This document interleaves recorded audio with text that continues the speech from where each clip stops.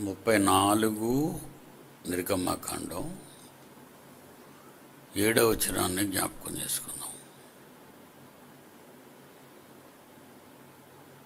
ఆయన తండ్రి అయిన దేవుడు 1000 మందికి కృప చూపుచు, వేలాది వేల మందికి కృప చూపుచు,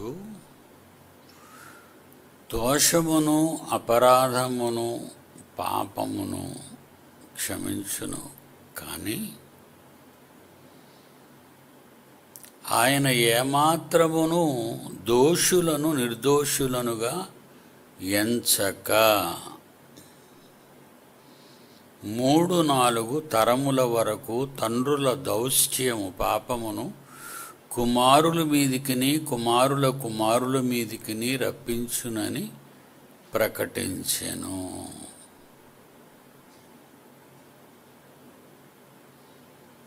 ఈ రాతి పలకలు పగలగొట్టబడిన తరువాత తిరిగి రాతి పలకలు రాయడానికి మోషేను పైకి రమ్మని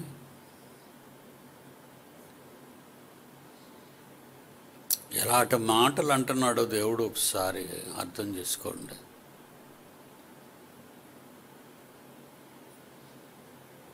దేవుడు ప్రేమామయుడు అని నువ్వు అనటం నిజమే.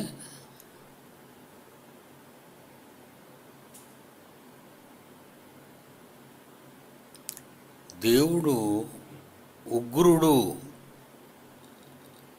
నిప్పులు కక్కుతాడు అనేది కూడా పచ్చి నిజం.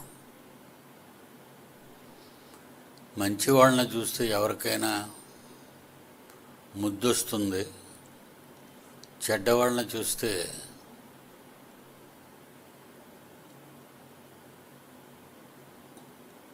కోపం వస్తుంది.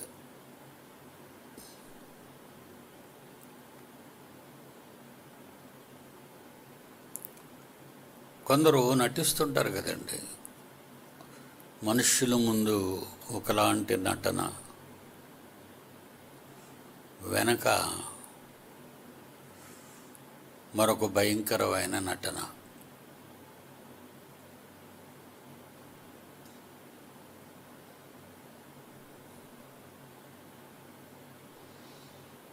ఆ నటించేవాళ్ళు అంటే చాలా కోపం అండి నాకు. నిజంగా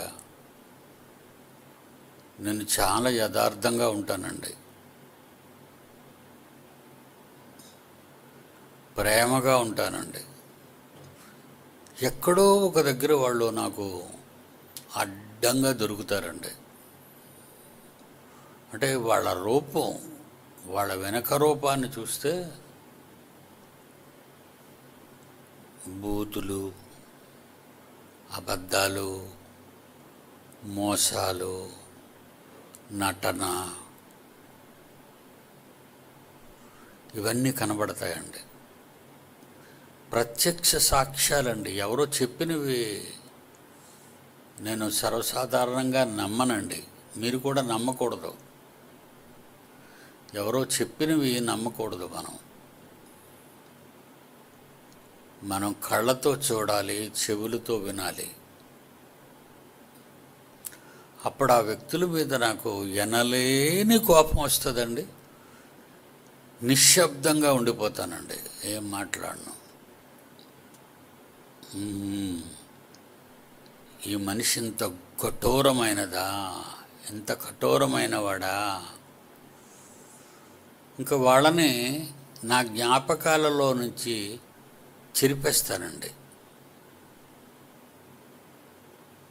సహజంగా మనం అందరినీ చూడగానే నమ్ముతాం, ఎందుకంటే ఏమీ తెలియదు కనుక నమ్ముతాం. తెలిసిన తర్వాత తుడిచిపెట్టేస్తాం, మన నమ్మకాలలో నుంచి వాళ్ళని చెరిపేస్తాం. మనకి గుణం ఎక్కడి నుంచి వచ్చింది? దేవుడి నుంచి వచ్చింది. మనకి గుణగణాలు ఎక్కడి నుంచి వచ్చాయో తెలుసా? దేవుని దగ్గర నుంచి వచ్చాయి. మనుషులందరూ దేవుడిని నమ్మించి గొంతు కూర్చున్న వాళ్ళే. మనుషులందరూ కూడా దేవుణ్ణి నమ్మించి గొంతు కోశారు.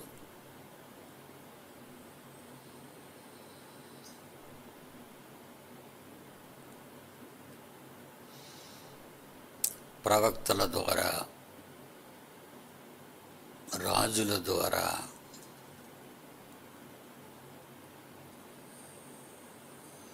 న్యాయాధిపతుల ద్వారా, భక్తుల ద్వారా తన కొడుకు వస్తాడని వేల సంవత్సరాల క్రితమే చెప్పాడండి ఆయన.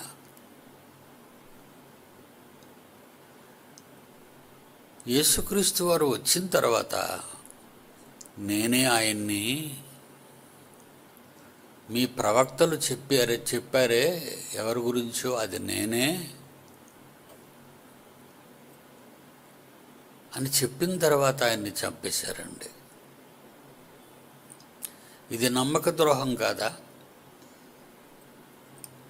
యేసు చెప్పాడు.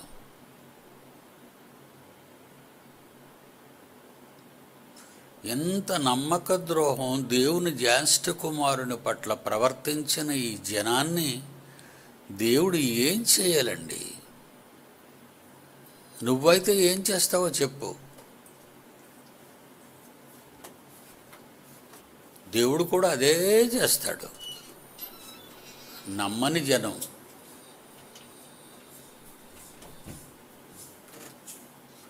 దేవుడు మనుషుల్ని నమ్మడండి.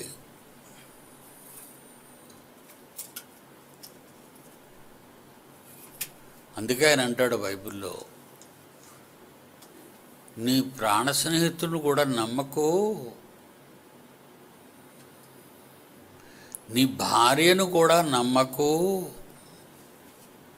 అంటాడు బైబిల్లో. ఆ వాక్యాలన్నీ మీరు చదువుకున్నారు.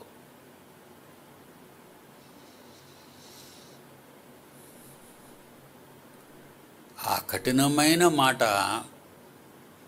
పలకలు పగలగొట్టిన తరువాత ఎద్దు బొమ్మను చేసుకొని గెంతుతూ యెహోవాయే ఇతను అనే ఆ బొమ్మకి పేరు పెట్టారే ఈ కిరాతకులు, ఇశ్రాయేలీలు. అది చూసిన తర్వాత మోషేతో ఆయన చెబుతున్న మాట ఏమని, 1000 మందికి కృప చూపుచు దోషమును, అపరాధమును, పాపమును క్షమించును గాని ఆయన ఏమాత్రమును దోషులను నిర్దోషులనుగా ఎంచక 3-4 తరముల వరకు తండ్రుల దౌష్ట్యమును కుమారుల మీదికిని రప్పించునని ప్రకటించెను. చాలామంది అనుకుంటారు అమాయకంగా, హైందవ సోదరులు, ఒరే ఏ జన్మలోనూ చేసిన పాపం రా మనల్ని చుట్టుకుంది అంటుంటారు. వాళ్ళ మాట వరుసకి ఆ పదాలు ప్రయోగిస్తారు. రే మనం ఏ జన్మలోనూ చేసుకున్న పాపం రా మనల్ని చుట్టుకుంది. ఏ జన్మలో చేసిన పాపం కాదది, నీ పూర్వీకులు చేసిన పాపం. నీ పూర్వీకులు. ఒక సినిమా యాక్టర్ ఉన్నాడు, ఒక అర్ధగంట నటిస్తాడు, కోట్లు తీసుకుంటాడు. గాత్రం దేవుడిచ్చాడు, ఫేస్ వాల్యూ దేవుడిచ్చాడు, పర్సనాలిటీ దేవుడిచ్చాడు.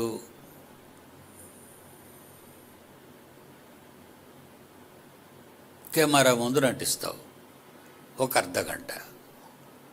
ఎంత కావాలి నీకు? కోట్ల. మనం చూశానండి యూట్యూబ్లోను, ఇండియాలో 100 కోట్లు తీసుకున్నవాడు ఒకడే ఉన్నాడండి.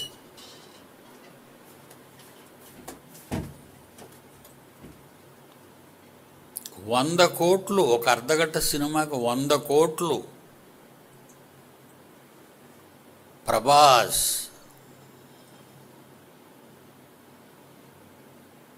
మిగతా వాళ్ళు 70 కోట్లు వాళ్ళేమో తక్కువ తిన్నవాళ్ళు కాదండి. ఇది ఏం చేసుకుంటారు ఈ డబ్బంతా?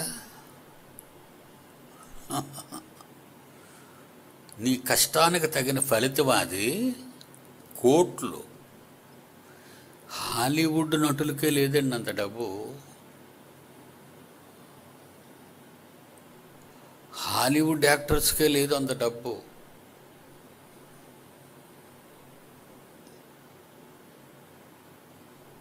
వాళ్ళ తరాలకు వెళ్ళండి. ఇంకా వాళ్ళ తరాలు ఏమవుతాయి? వాళ్ళు అనుకుంటారు మా తరంలో మేము బాగా గొప్పవాళ్ళం అయిపోయాం. ఈ తరంలో కోట్ల మందిని మోసగించి దోచుకున్న ఈ డబ్బుకి నీ తరాలు అనుభవించక తప్పదు.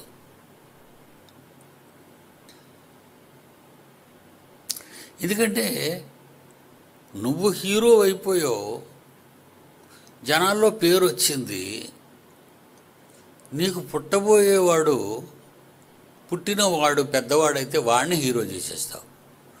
ఆ తర్వాత వాడికి పుట్టినవాడిని హీరో చేస్తావు. ఆ తర్వాత వాడికి పుట్టినవాడిని. ఈ జబ్బు మీలో తరతరాలకు వచ్చినప్పుడు దేవుని శాపం తరతరాలకు రాదా మీకు?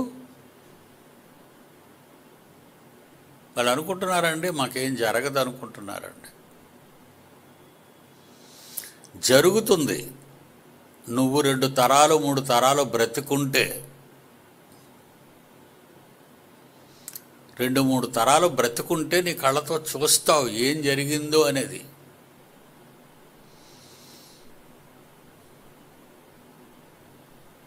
దేవుడు అదే అంటున్నాడు. ఒక డాక్టర్ ఉన్నాడు, కూతుర్లు కొడుకులు అందరూ డాక్టర్లే. ఒక సాఫ్ట్వేర్ ఇంజనీర్ ఉన్నాడు అనుకోండి, వాళ్ళ తాలూకు వాళ్ళందరూ సాఫ్ట్వేర్ ఇంజనీర్లే. ఒక దేవుని కుమారుడు ఉన్నాడు అనుకోండి, ఆడపిల్లలు సాఫ్ట్వేర్లు, డాక్టర్లు, ఇంజనీర్లు. డాక్టర్ల పిల్లలు, డాక్టర్లు వాళ్ళు తప్పు చేశారు. ఒక క్రైస్తవురాలిగా, క్రైస్తవుడుగా ఉన్న నువ్వు నీ పిల్లల్ని సాఫ్ట్వేర్ ఇంజనీర్లు, సివిల్ ఇంజనీర్లు, డాక్టర్లు. మరి నువ్వేం చేస్తున్నావు?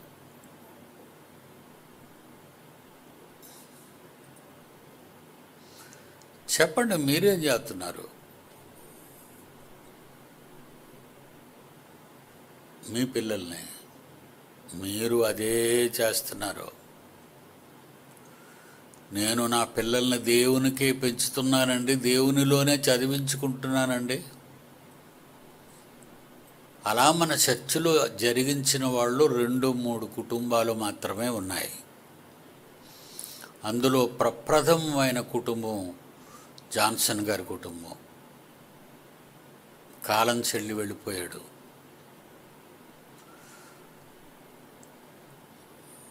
తర్వాత షణ్ముఖ, డాక్టర్ షణ్ముఖ, ఆయన తన కొడుకుని దేవుని జ్ఞానంలో చదివిస్తున్నాడు.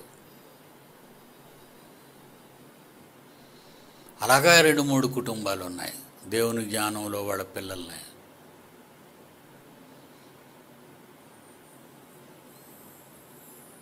మిగిలిన వాళ్ళంతా కూడా మీ మనస్సాక్షికి తెలుసు, నేను అన్నానని కాదు కానీ మీ మనస్సాక్షికి తెలుసు, గొప్ప చదువులు చదివిద్దాం, ఏమీ అందులో ఉండదు, శూన్యం. ఒక ఆవిడ కంప్లైంట్ ఇచ్చిందండి నాకు, డైరెక్ట్గా ఉత్తరం రాసింది.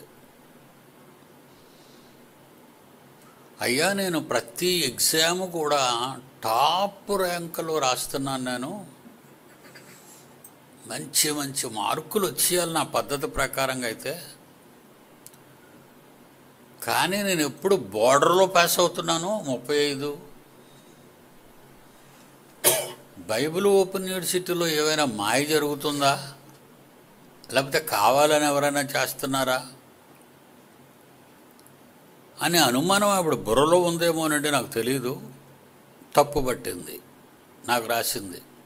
నా కింద ఉన్నటువంటి ఆ కమిటీ ఏమైనా తప్పు చేస్తుందా, రాసేవాళ్ళు ఏమైనా ఎంత పెద్ద ఉత్తరం రాసింది చూడండి. ఆ పంతులు గారు చదువుతారు ఉత్తరం అంతా, మరి మీరు చదవలేరు. చదవండి పంతులు గారు, గౌరవంగా చెప్పాను కదా. ప్రభువునందు ప్రియమై నా యొక్క ఆత్మీయ తండ్రి గారికి వందనములు మరియు తెలంగాణ డిప్యూటీ డైరెక్టర్ గారికి వందనములతో వ్రాయినది ఏమనగా, అయ్యా, నేను అనగా Shampuri Jayamma, wife of Nagabhushanam, Palvancha Christ church, Manchikanti Nagar, CBT, Palvancha ఆధీనంలో ఉంటున్నాము. నేను తెలియజేయు విన్నపము ఏమనగా, నేను గత 2.5 సంవత్సరముల నుండి బైబిల్ ఓపెన్ యూనివర్సిటీ నందు జరుగు పరీక్షలు వ్రాస్తున్నాను. నేను పరీక్షలు మంచిగానే వ్రాస్తున్నాను. నాకు తక్కువ మార్కులు వస్తున్నాయి. D1లో 35, D2లో 37, B1లో 35, B2లో 35, B3 35. కావున నా యందు దయా కనికరం ఉంచి ఒకసారి నా పేపర్స్ రీవాల్యుయేషన్ చేయించగలరని ప్రార్థిస్తున్నాం డాడీ గారు. ఇట్లు మీ విద్యార్థి S Jayamma, roll number so and so. ఇప్పుడు రీవాల్యుయేషన్ చేయించాను. ఇప్పుడు చూడండి రీవాల్యుయేషన్లో ఎలాగున్నాయి ఆ పేపర్లో. ఇప్పుడు ఎందుకంటే ఆవిడ బండారం ఆవిడ బయట పెట్టుకుంది. నాకు ఆ ఉత్తరం రాయకపోతే బాగుండేది. నాకు ఆ ఉత్తరం రాసి మునిగిపోయింది. ఒక్కొక్క పేపరు చూపించండి. అజిత్ బాబు, మొదటి పేపర్ ఏదిరా? అదిగోండి, no number 1 paper, empty sheet, అంటే ఖాళీ కాగితం ఇచ్చిందండి, ఏం రాయలేదు అక్కడ, ఎంటీ షీట్. ఇప్పుడు పేపర్ నెంబర్ 2 ఎంటీ షీట్, ఏమి రాయలేదు అక్కడ. Paper number 3 empty paper, number 4 empty paper, 5 empty paper, 6 empty paper, 7 empty paper, 8 empty paper, 9 empty paper, 10 empty paper. 10 ఖాళీ కాగితాలు ఇచ్చేసి నీకు ఫస్ట్ ర్యాంక్ కావాలా? ఇదండి. నేను ఎవరినైనా అన్నానంటే ఊరకే అన్నండి, చితకొట్టి చెవులు మోస్తాను. అందుకే మీరు అనవసరంగా బయటకు వచ్చారంటే మీ బతుకు బండారం అయిపోద్ది. సైలెంట్గా ఉన్నారనుకోండి, నేను కూడా సైలెంట్గా ఉంటాను. ఇటు నుంచి పొడిసేసి నేను వీరుణ్ణి సూర్యుడిని అన్నావు అనుకో, నీ శాతకాంతనం అంతా చూపిస్తాను ఇక్కడ.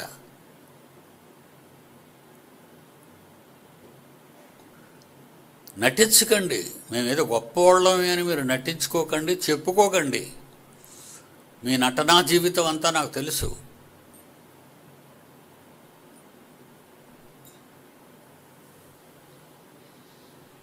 ఏడో వచనంలో ఏముంది? నిర్గమాకాండం 34:7.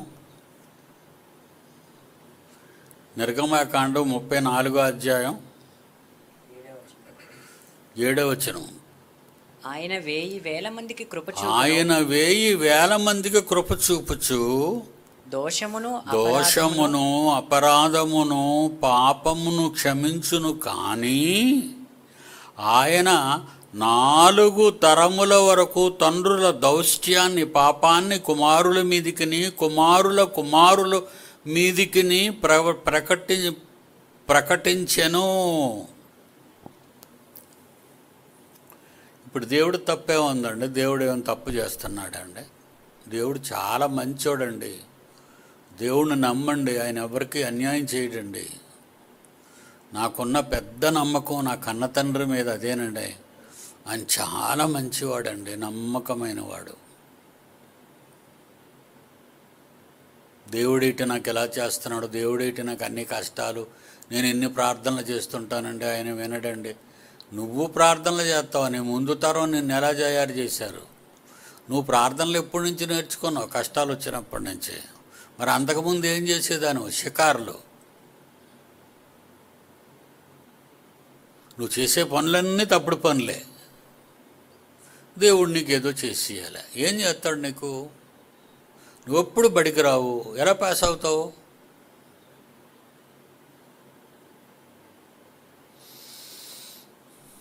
ఎందుకంటే మన మోషే బాబు గారు ఊరుకుంటారా ఇలాంటికి? దేవుడు ఏదైనా సుడి పెట్టాడంటే అడ్డంగా వస్తాడు మోషే గారు. 8వ వచనం, అందుకు మోషే త్వరపడి నేల వరకు తల వంచుకొని నమస్కారం చేసి, అబ్బా కూలింగ్, ఈయన ఓవర్ కూలింగ్, ఆయన కోప్పడిపోతుంటే ఈయన కూల్ చేసేయడానికి ప్రయత్నం చేస్తుంటాడు. ఈయన ఈ కూలింగ్లో ఎలాంటి యాక్షన్ చేస్తున్నాడు చూడండి, ఎలాంటి యాక్షన్ చేస్తున్నాడు. త్వరపడి లెగండి లెగండి లెగండి లెగండి లెగండి లెగండి కోప్పడిపోతున్నాడు. తెలిసిపోయింది దీనికి, కోపం వచ్చేస్తుంది ఆయన నోటంట. త్వరపడి నేల వరకు తల వంచుకొని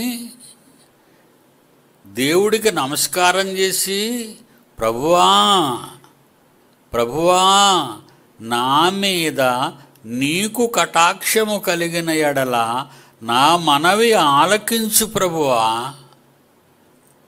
దయచేసి నా ప్రభువు వాళ్ళకి ఎలాగానూ ప్రభువు కాదు, నా ప్రభువు మా మధ్యను ఉండి మాతో కూడా రావలెను.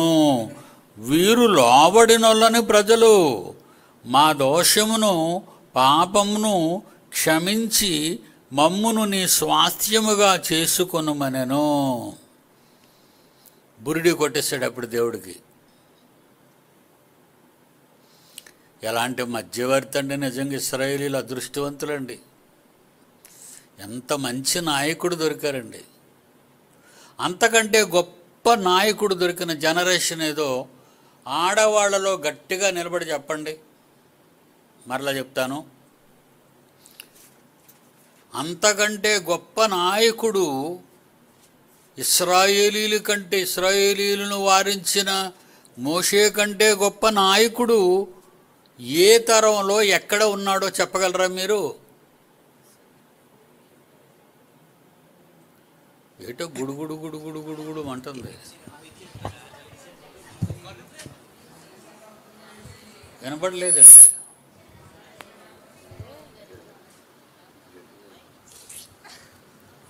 మైక్ ఇచ్చినప్పుడు చెప్పటం లేదు.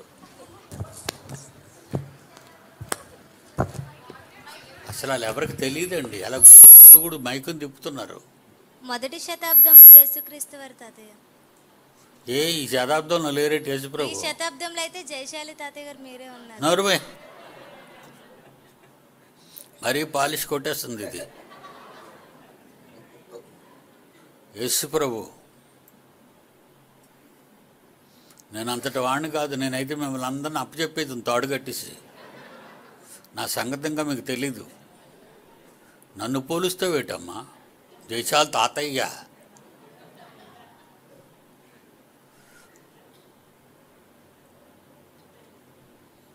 అర్థమైందా? యేసుక్రీస్తు వారు మోషే కంటే గొప్పవాడు ఇక్కడ ఉన్నాడు అన్నాడు. ఈయన ఇంకా మంచోడండి బాబు. ఇశ్రాయేలీల కొరకు మోషే మరణించలేదు, సిలువ వేయబడలేదు, దెబ్బలు తినలేదు, చీవాట్లు కాశాడంతే. కానీ యేసు చీవాట్లు కాశాడు, గుద్దులు తిన్నాడు, సిలువేయబడ్డాడు, శీలలు వేశారు, కొరడాలతో కొట్టారు, బల్లంతో పొడిచారు, ముండ్ల కిరీటం పెట్టి శరీరంలో ఉన్న ప్రతి రక్తపు చొక్కా తీశారు బయటికి. అంత మంచి యేసుక్రీస్తు వారు ఈరోజు మొదటి శతాబ్దం నుంచి ఈరోజు వరకు మనతో రాబోయే కాలం వరకు ఉండే మహానాయకుడు ఆయన. అందుకే మనమంతా బతికి బట్ట కడుతున్నాం, లేకపోతే మనం ఎప్పుడో అయిపోదాం.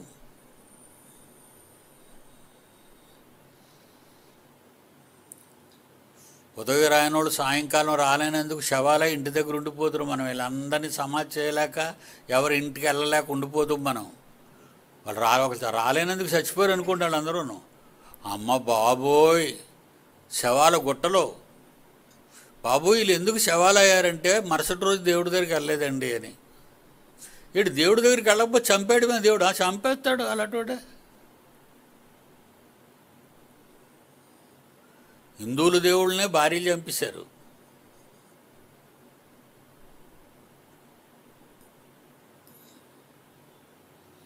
దేవుని పిల్లలారా, మంచి దేవుడర్రా మన దేవుడు, మంచి రక్షకుడర్రా మన యేసు. శాశ్వతమైన ప్రేమ కలిగి మనతో ఉన్నవాడయ్యా పరిశుద్ధాత్మ దేవుడు. ఇంత మంచి దేవుళ్ళ మధ్య ఉన్నవర్రా మనమంతా. అందుకేనర్రా మనం బతికి బట్టగట్టగలుగుతూ తిరుగుతున్నాం ప్రజల మధ్య. మనం చేసిన ఘోరాలు మనం ఎప్పుడో చచ్చిపోవాలి. ఎప్పుడో మన తాత ముత్తాతలే చచ్చిపోతే మన తరాలు ఉండవు. ఇంకా మనం ఎక్కడ వచ్చేవాళ్ళం భూమి మీదకి? మోషే వెంటనే త్వరపడి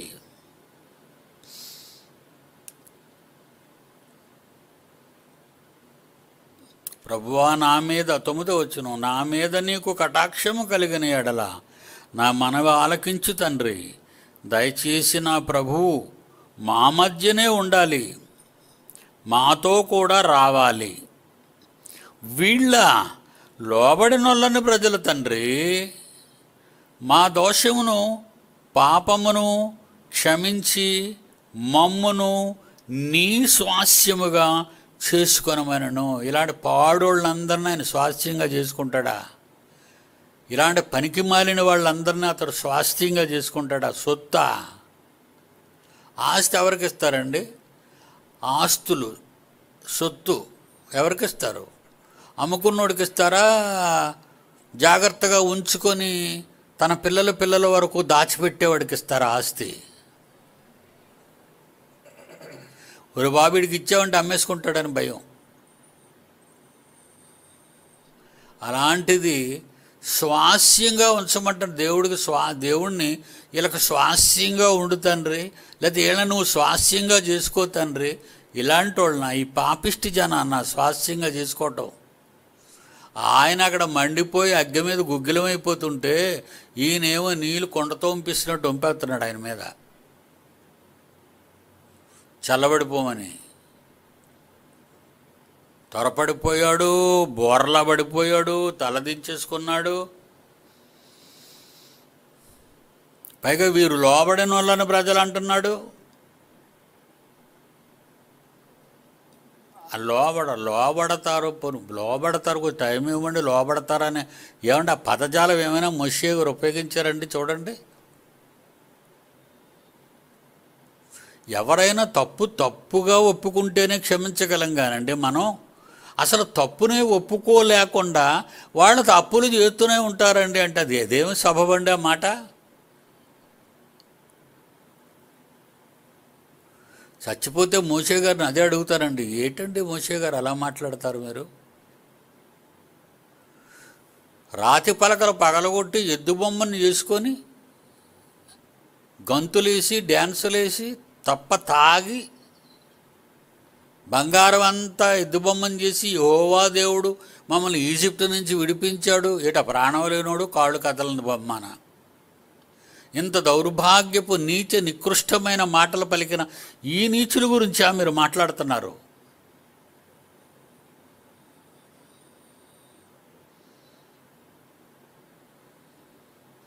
కానీ దేవుడు ఏంటండి బాబు ఎంత మంచోడు! మనకు అక్కడ ఏం కనబడుతుందో తెలుసా? ఎంత మంచోడండి బాబోయ్ మన దేవుడు, ఎంత మంచోడు! ఏం అనలేదండి, బెక్క చచ్చిపోయి ఊరుకున్నాడు దేవుడు.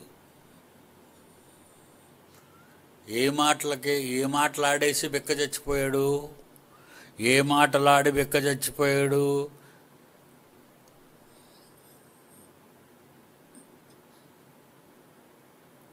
1000 మందికి 7వ 1000 మందికి కృపను చూపుచు దోషమును అపరాధమును పాపమును క్షమించును గాని ఆయన ఏమాత్రము దోషులను నిర్దోషులుగా ఎంచక 3-4 తరముల వరకు తండ్రుల దౌష్ట్యమును కుమారుల మీదికి ఆయన కుమారుల మీదికి రప్పించునని ప్రకటించెను. అయిపోయింది, కోపం అయింది. అందుకు మోషే త్వరపడి నేల వరకు తల వంచుకొని నమస్కారము చేసి, ప్రభువా, నా మీద నీకు కటాక్షము కలిగిన ఎడల నా మనవి ఆలకించుము. దయచేసి నా ప్రభు మా మధ్యను ఉండి మాతో కూడా రావెలను. మేము హింసిస్తున్న హింసలు ప్రతిరోజు మా మధ్య మీరు అనుభవిస్తూ ఉండవలను. మేము మాత్రము లోబడినోళ్ళను ప్రజలము. మేమెప్పుడునూ నీకు మంటను కలుగజేస్తూనే ఉందుము. నేనైతే రాత్రండి అవన్నీ లేను, చదివాను. ఇప్పుడు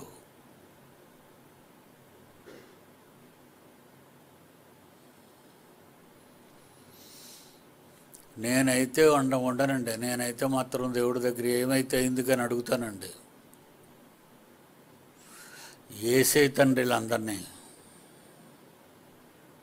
ఏసై.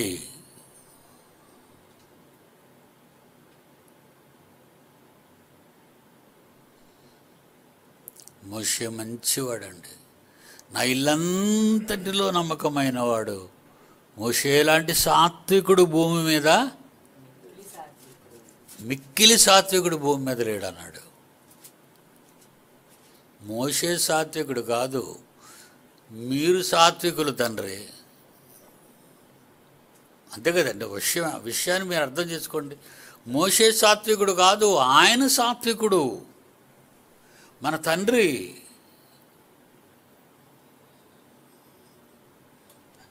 ఆయన చెడుగా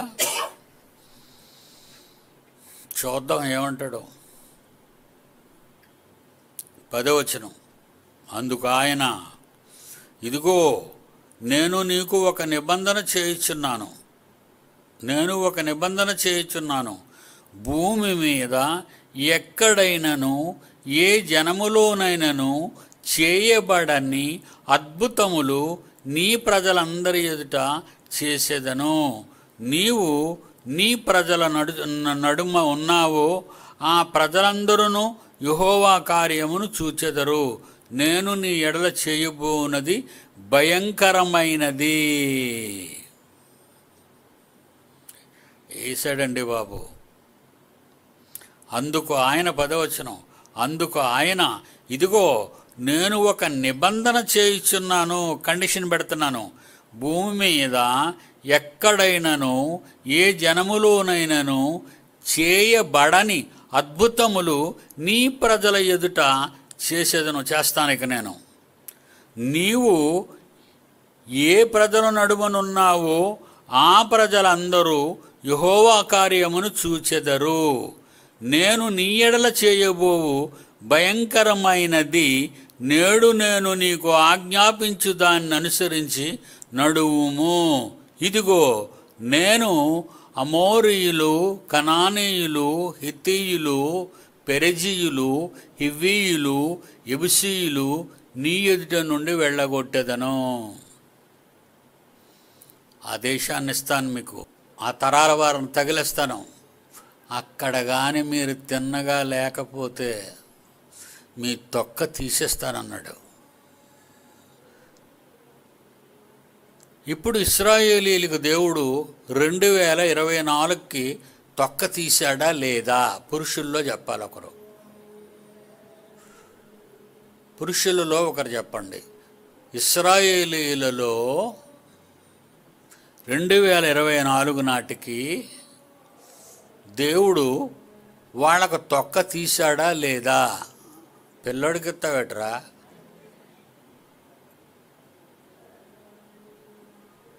తీశాడు డాడీ, తీశాడు. Thank you. ఎందుకంటే ప్రపంచ దేశాలన్నిటిలోకి చెదరగొట్టేశాడు వాళ్ళందరినీ. చెదిరిపోయారు గమ్యం లేక. హిట్లరు, బిస్మార్కు, రోమన్సు భయంకరమైనటువంటి రాజులు పరిపాలించిన కాలంలో గర్భవతులైన ఆడవాళ్ళకి యూదులలో బోనెట్ కిందన దించి పైకి ఎత్తేవారు. కడుపులో ఆ బిడ్డ బయటికి బళ్ళుని పడిపోయేది. వీళ్ళందరినీ విషపు ఛాంబర్లో వేసి వేల మందిని గుట్టలు గుట్టలుగా శవాలుగా చేశాడు.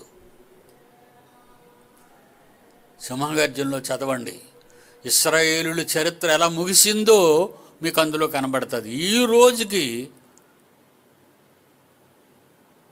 చిన్న ఉగ్రవాద సంస్థలు పాసపోయిస్తున్నాయి ఇజ్రాయేల్కి. ఇప్పటికే మూడు నెలలు దాటిపోయింది యుద్ధం. 200-150 మంది ఇజ్రాయేలీలు వాడి దగ్గర చిక్కడిపోయారు. వాళ్ళు ఇవ్వటం లేదు. చేయి, నువ్వు ఎంతకాలం యుద్ధం చేస్తావు చూస్తావు అంటున్నారు వాళ్ళును. ఇప్పటికీ రక్తసిక్తం అండి ఆ ప్రాంతం అంతా కూడా. ఇప్పటికీ అదేనండి దేవుడు మాట్లాడిన ఈ మాటల అర్థం. చేస్తాను మీకు తరతరాలు.